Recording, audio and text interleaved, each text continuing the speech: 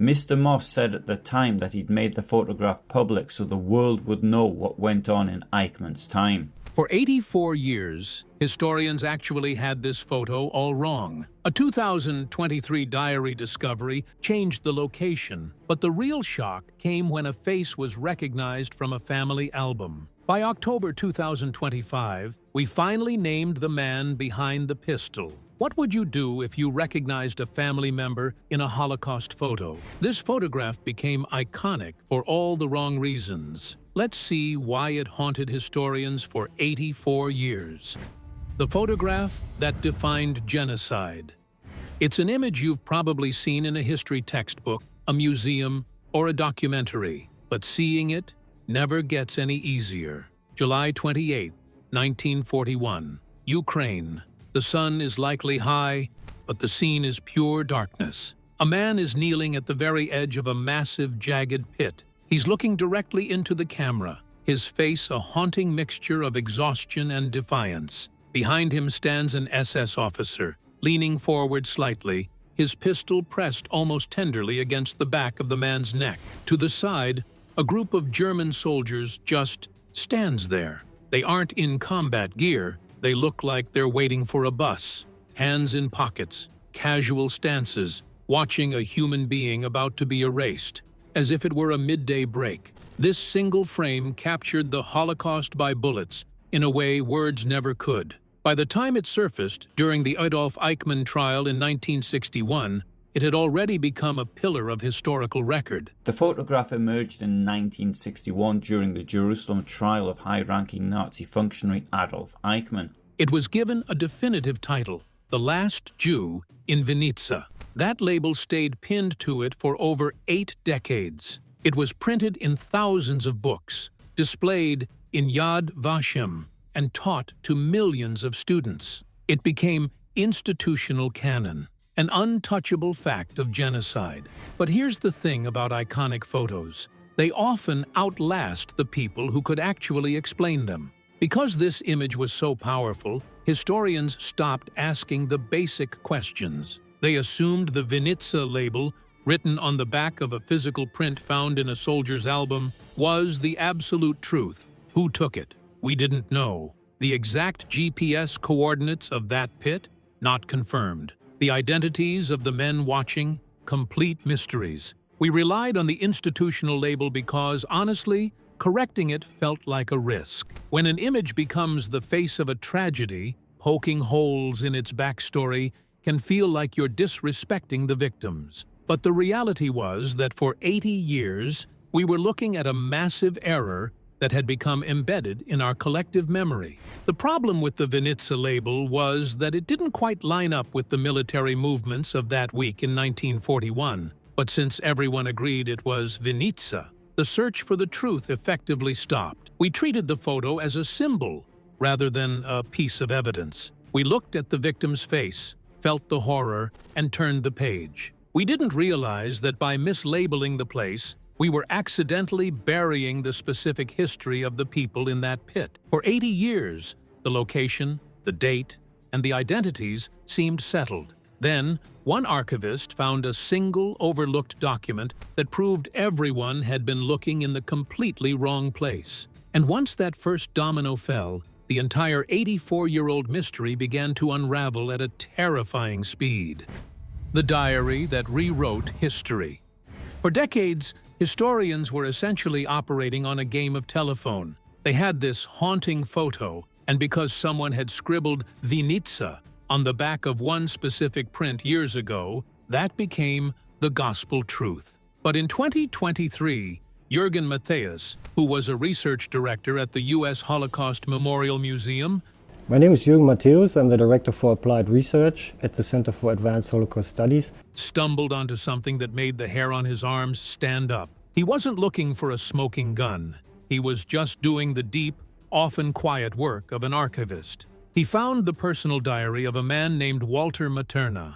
Now, Walter Materna wasn't some high-ranking SS mastermind. He was an Austrian bank clerk who had been drafted into the Wehrmacht to do administrative work. He was basically a military accountant. And that's actually what makes his diary so terrifying. When Matthias started flipping through the pages for July 28, 1941, he didn't find a manifesto of hate. Instead, he found a clinical, almost bored account of mass murder. Materna wrote about his day like he was recording office supplies. He noted that 180 Jews were executed that day at a place called the Berdichev Fortress. He even mentioned that 300 had been killed just a few days earlier. But here is where it gets truly incredible. Tucked right there between the pages was a photographic negative. When Matthias looked closer, he saw a handwritten label on it that stopped him in his tracks. It didn't say Vinica. It clearly said Execution of Jews by SS at Berdichev Fortress. Just like that, 80 years of historical certainty went out the window. Berdichev is about 50 miles north of Vinica. It sounds like a small detail, right? A minor geographic correction? But in the world of history, it was like finding out the Titanic actually sank in the Pacific. It changed the entire context of who was there, who was responsible, and which families were destroyed. Matthias chose the truth. He published his findings in 2023, even though he knew there would be institutional resistance. People don't like rewriting textbooks. They don't like changing the plaques on museum walls that have been there since the 60s. But the diary was undeniable. It showed the banality of evil in its purest form. Materna wasn't a monster in his own mind. He was a clerk who just happened to be standing there with a camera while his colleagues committed an atrocity. He captured the moment as a souvenir of his work trip to Ukraine. When Matthias finally released this correction to the public, he expected a long, dry academic debate among historians. He figured they'd spend years arguing over the logistics of the Berdichev Fortress and the specific units involved. But what actually happened was something far more powerful and much more personal. He didn't just get a peer review from another professor. Instead, he got a message from a complete stranger who had seen the photo and recognized a face. And not just any face, but someone from their own family album. The family secret emerges. Jürgen Matthias probably expected his 2023 publication in the German newspaper Die Welt to spark a dry academic debate about map coordinates and military unit numbers. But what he actually got was an email that changed everything. A man in Germany had been reading the article when he stopped dead in his tracks. He wasn't looking at the map or the victim. He was looking at the man with the gun, and he realized he'd seen that face before. Not in a museum, but in his own family's private archives. Here's the thing about this moment. It wasn't some super advanced computer that cracked the case. It was human recognition. This reader claimed that the SS officer in the photo was actually his wife's uncle. Now think about that for a second. For over 80 years, that executioner was just a nameless monster, a symbol of the Holocaust's brutality used in thousands of textbooks. Suddenly, he had a potential name, Jacobus Onnen. Of Zeitschrift für Geschichtswissenschaft, he named the killer as Jacobus Onnen. And get this, the family didn't just have a hunch. They had the actual photos from the 1930s to back it up. When you put those family snapshots from the late 30s next to the 1941 execution photo, the resemblance is absolutely chilling. We're talking about the exact same jawline, the same deep-set eyes, and those distinctive facial features that don't just disappear because someone puts on a different uniform. It's a literal split-screen moment that makes your stomach turn. On one side, you see this man at a family gathering, maybe just a normal relative. On the other hand, you see him at the Berdichev Fortress, casually pressing a pistol to a man's neck, while onlookers watch like it's a spectator sport. It turns out the family had been living with this shadow for 82 years. It's a heavy psychological burden to carry. Researchers believe the family likely destroyed most of Onnen's letters after the war ended, probably out of a mixture of shame, guilt, and a desperate need to protect their name. It's a story we see a lot in post-war Germany, the Great Silence. Families would bury the letters and the stories, hoping the world would forget. But they couldn't bring themselves to destroy all the photos. Those stayed tucked away in albums, waiting for someone to finally connect the dots. The family member who reached out in 2023 chose the truth, even though it meant officially linking their bloodline to one of the most horrific images ever captured. This pivot proves that even in the age of big data, family memory is often more powerful than technology. Matthias finally had what he'd been searching for, a candidate. He had the name Jacobus Onnen. He had the Berdichev location confirmed by the diary, and he had the family's own visual evidence. But in the world of high-stakes historical corrections, especially one involving an image this famous, a family's word isn't quite enough for the official record. You need 100% scientific certainty. And that's exactly where the story takes a turn into the future. With the name and the family photos finally in hand, the researchers had their suspicion confirmed. But to make it official and rewrite the history books once and for all, they had to bring in the technology. Now came the headlines that would leave the world speechless. They were going to use advanced AI to verify if the man in the family album was truly the man behind the pistol. Technology used. By the time the headlines started using the word AI, something important had already happened. The mystery wasn't discovered by an algorithm, it had been narrowed by people. A diary corrected the location. A family recognized a face. A name, Jacobus Onnen, was now sitting on the table. Technology didn't walk in like a detective and solve the case. It came in later, quietly, to check the work. Here's the thing most headlines got wrong. Facial recognition didn't go hunting through millions of Holocaust images looking for a killer. That would have been impossible and, honestly, irresponsible. What happened instead was far more careful. Researchers already had two sets of photographs. On one side, grainy 1930s family portraits of Onnen, formal poses, decent lighting, and a man looking very ordinary. On the other hand, the 1941 execution image is brutal, blurred, and caught mid-motion. The question wasn't, who is this? It was, are these two the same person? That's a very different task. The software they used focused on geometry, not vibes. It mapped fixed landmarks on the face, the distance between the eyes, the width of the jaw, the shape of the cheekbones, the curvature of the ears, and the length and angle of the nose. These are things that don't change much with age or expression. Even when a photo is low quality, those ratios still leave a signature. When you see the visual overlays, lines and points,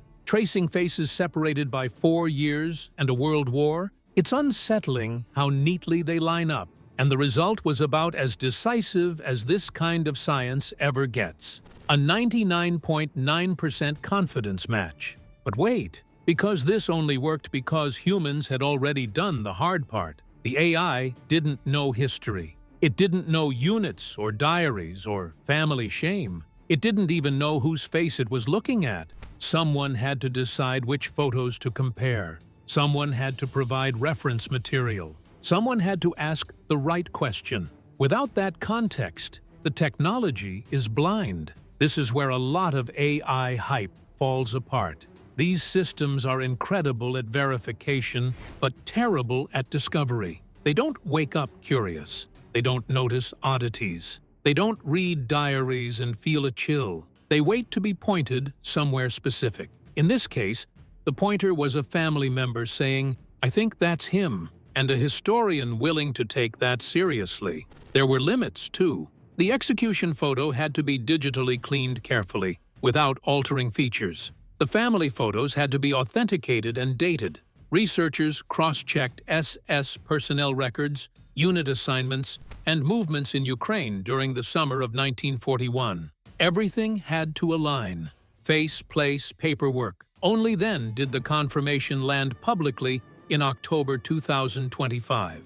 So when people say AI identified the killer, that's not just inaccurate. It misses the point. AI confirmed what human courage and human memory had already risked bringing forward. It acted like a forensic ruler, not a storyteller. Do you trust AI to solve historical mysteries? By the time the verification was complete, Jacobus Onen was no longer an abstract possibility. He was an SS man with a face, a service record, and now a statistically overwhelming match to one of the most infamous images of the Holocaust. But here's the part that still unsettles historians the most. Onen wasn't some caricature of evil pulled from propaganda posters. He'd once been a teacher. He came from a respectable family. And understanding how someone like that ended up standing behind a pistol is the next and perhaps hardest chapter of this story. From teacher to executioner. When we finally put a name to the man in the photo, the image shifted from a historical artifact into a personal biography. This picture became one of the defining images of the Holocaust. But until now, the killer's name was unknown. That biography belongs to Jacobus Onen, and honestly, the details of his life make the photo even harder to look at. See, we often want to believe that people who do things like this are monsters from the jump, that they were born broken or grew up in the shadows. But Jacobus was exactly the opposite. He was born on August 3rd, 1906, in a place called Tischelwarf, right on the German-Dutch border. He came from a family of prestigious educators. He was brilliant, too. He went to the University of Göttingen and mastered English, French, Dutch, and Spanish. This was a man of letters, a teacher, a person whose entire profession was built on the idea of shaping the next generation. But here is where the radicalization starts to creep in. Jacobus didn't wait for Hitler to take over before he picked a side. He joined the Nazi Party in November 1931, back when they were still just a loud, aggressive movement fighting for control. He joined the SA a few months later and was in the SS by 1933. By the time he was sent into Poland in 1939 and eventually into Ukraine with Einsatzgruppe C in June 1941, he wasn't some confused draftee. He was a true believer who had been marinating in this ideology for nearly a decade. Now, when you look at that photo from the Berdichev fortress, you have to realize that by July 28, 1941, Jacobus had already been in the killing business for weeks. His unit, Einsatzgruppe C, was essentially a mobile killing squad. There were only about 700 men in the whole group, but by the fall of 1942, they had murdered over 100,000 people. Think about that scale for a second. It means that for Onen and the men standing around him, this wasn't a shocking, once-in-a-lifetime event. It was a Tuesday. It was work. The way he's posing in the photo, the slight lean, the steady hand, it looks like a performance. Historians now believe these photos weren't just accidental captures. They were trophies. For a man who had spent his life in classrooms, this was his new classroom, and the photo was his way of showing he had mastered the lesson. It's absolutely chilling to think that a man who could speak 5 languages used those same lips to order a human being to kneel at the edge of a pit. How do ordinary, educated people become capable of genocide? Is it the ideology, the circumstance? Or is there something in human psychology that just snaps when given enough permission? What's your explanation for how a teacher becomes an executioner? Jacobus Onen never had to answer for what he did. He was killed in action in August 1943, long before the Nuremberg trials or the global hunt for Nazi war criminals began.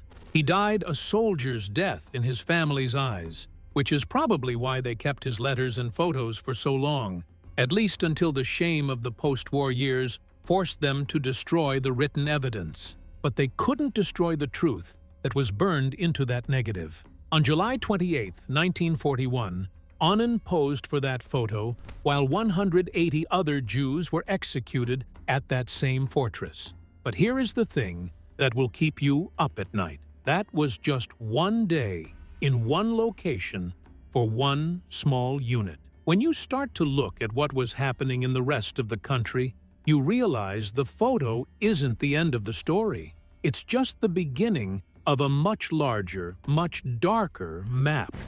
One moment in industrial genocide.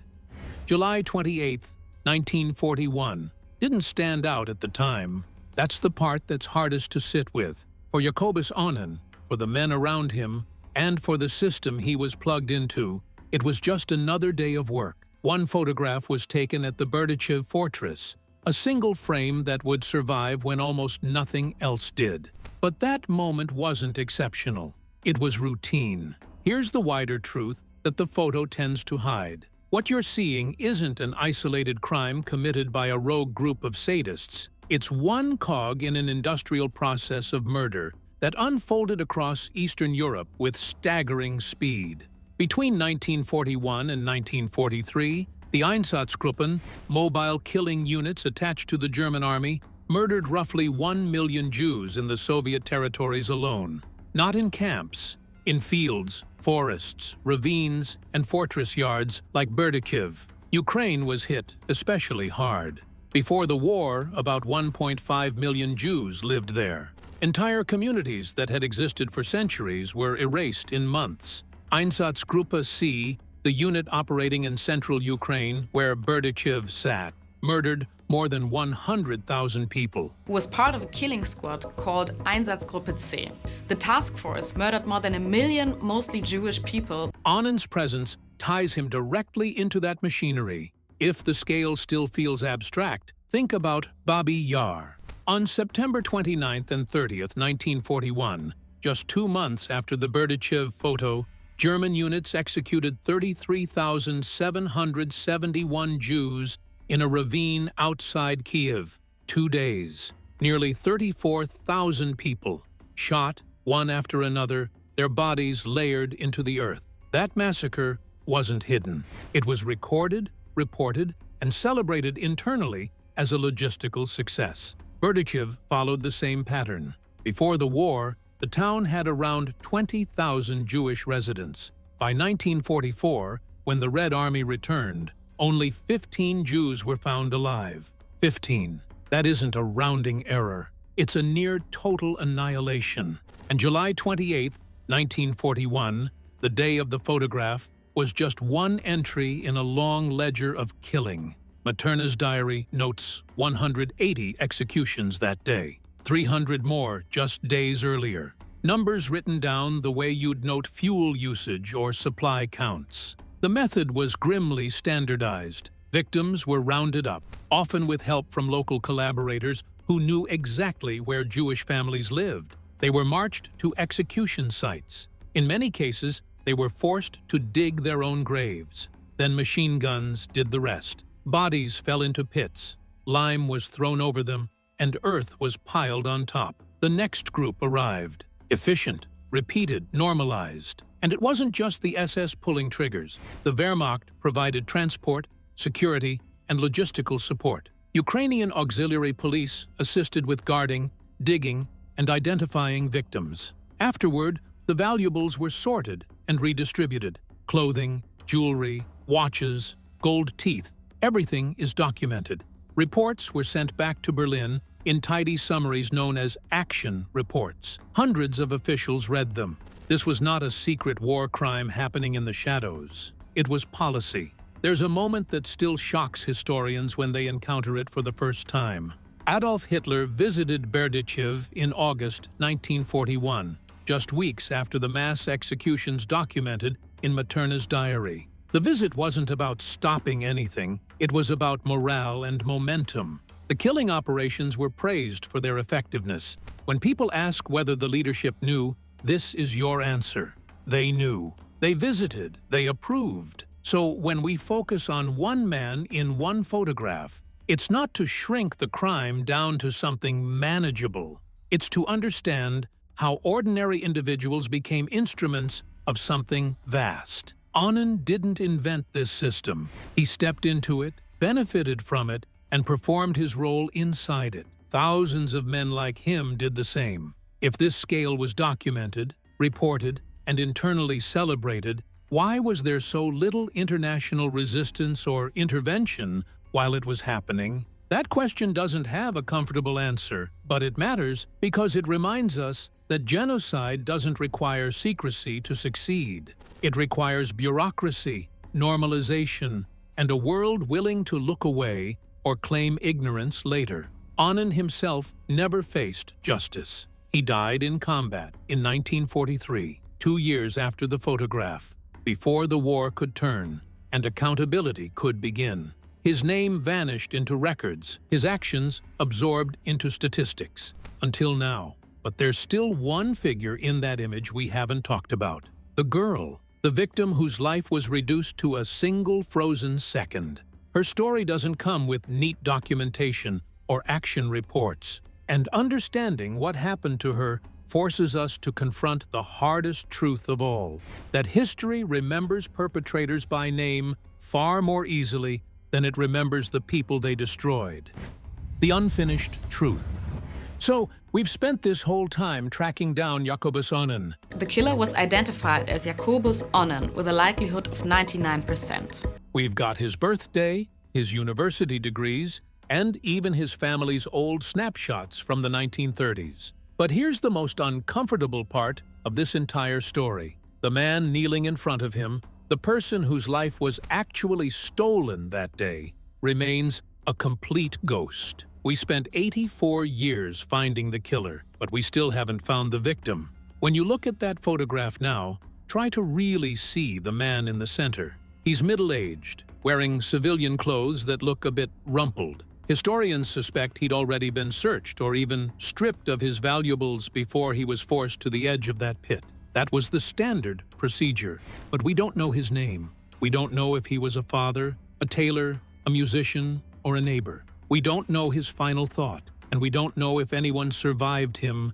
who still carries his face in their own memory. And here's the thing, it's not just a lack of effort. It's a mathematical nightmare. When a single unit like Einsatzgruppe C murders over 100,000 people in a matter of months, identifying one individual from a grainy photo is nearly impossible. The Nazis were incredibly systematic about the killing, but they were just as systematic about the erasing.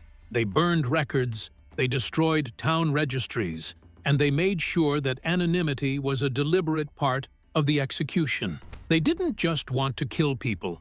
They wanted to make it as if they never existed in the first place. This brings up a really tough question about how we handle history. There's this ethical asymmetry in the way we fund research. We put a lot of money and resources into justice, which usually means identifying perpetrators, building cases, and bringing people to trial. That's important, obviously. But memory work, the task of identifying victims and reconnecting them to their families, is chronically underfunded. We have global systems for catching war criminals, but we mostly rely on small, struggling nonprofits to name the dead. There are some amazing people trying to change this right now, and they're racing against time. You've got the hashtag #LastSeenProject at USC Dornsife, where researchers are analyzing photos of deportations to identify victims before they disappear into the camps. Then there's the Numbers to Names, or N2N, AI platform. They're doing exactly what we talked about earlier, but for the victims, using facial recognition to see if a face in an old Holocaust photo matches a face in a survivor's family album. It's a massive international effort to match family testimonies with the International Tracing Service archives. Now, if we step back and look at this whole case, it's wild to see what it actually took to solve it. It required a physical diary that survived 80 years in a private collection. It required a researcher like Jürgen Matthäus, who was willing to question a narrative that had been settled for decades. It required a family member in Germany to have the immense courage to look at a photo and say, "That's my uncle, and the world needs to know." And finally, it required AI to put the scientific seal on it. Why did it take 84 years? Honestly, because the barriers were systemic. The photo was mislabeled from day one, archives were classified for decades. But more than that, there's a massive professional risk for researchers. If you're a historian, standing up and saying that a legendary image in Yad Vashem or the U.S. Holocaust Museum is actually wrong is a huge gamble for your reputation. Without that Materna diary as an anchor, the correction might never have happened. It makes you wonder, though, How many other photos in our textbooks are completely misidentified? How many killers are still walking through history as anonymous soldiers while their victims remain nameless? Are our archives truly accessible to everyone, or are they still locked behind institutional gates? Should we prioritize identifying victims or perpetrators in historical photos when resources are limited? Or is there another historical injustice you think deserves this kind of deep-dive research attention? The truth is, some historical questions might stay unanswerable forever. This man in the photo will likely never have a name on a plaque. Technology is incredible, but it's still much easier to identify a killer with a paper trail and a uniform than a victim whose life was intentionally wiped clean. This story began with a photograph promising answers, but it ends by delivering a much harder lesson. History isn't solved by one big aha moment or a single piece of software. It's solved by the unglamorous, persistent work of archives surviving floods and wars, families confronting their own dark pasts, and researchers who refuse to let a settled fact stand in the way of the truth. What else are we missing? A single photograph pulled us through secret diaries, family shames, and the machinery of genocide. 84 years later, we finally have some answers, but the truth remains incomplete. Tell us what you think in the comments section below, because with these stories, no one is ever right or wrong.